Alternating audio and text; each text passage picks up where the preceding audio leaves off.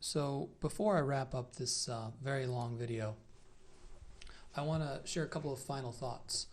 A couple of weeks ago, I was talking to a friend of mine in Russia, and I asked him what's going on with the politics over there, because we've got a big election coming up over here. I'd like to know what's going on in your country. And he answered, well, nothing. He said that there really isn't much political activity in their country, not much political disagreement or efforts on both sides of the aisle like there are here to change things, because over there there's so much cynicism that what people do doesn't matter, because they believe, and maybe they're right, I don't know, that the regime over there decides the outcome of the election, that the voting does not matter. It doesn't affect the outcome, so why bother? Why invest the time? Why get excited? Why to try to change your country for the better if it isn't going to matter? And that left an impression on me.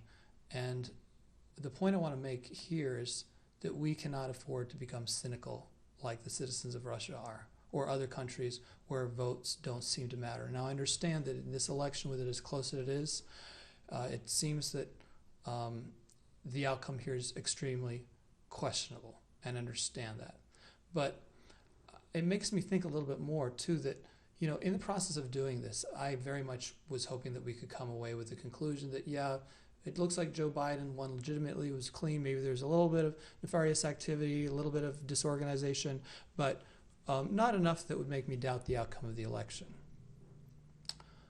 And I was actually hopeful that, in the process of doing this, people on the left, people who are supporters of Joe Biden, would be supportive of this effort, because the thing that they would want is that if there's a cloud over the election, that somebody like me, who's doing a fair, transparent, and pretty broad analysis, would conclude that, dispel that cloud that's over his presidency, and they would want that. But I also started to think that, the notion of this election's outcome being questionable, maybe that kind of helps them. Because if you believe that voting doesn't matter, that your political activity doesn't matter, you'll be demoralized.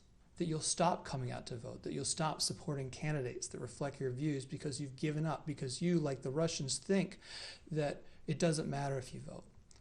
It doesn't matter if you get engaged in political activity, and all I can urge you to do is that you cannot give up. As an outgrowth of this project and the other activities I've been involved with, and my team have been involved with, we're going to be rolling out some solutions in the coming weeks on this front. So if you follow me on Twitter, or Gab, or Parler, or Facebook, or you've signed up to receive email through the Give, Send, Go, please do that, and please watch this space. But above all, keep the faith.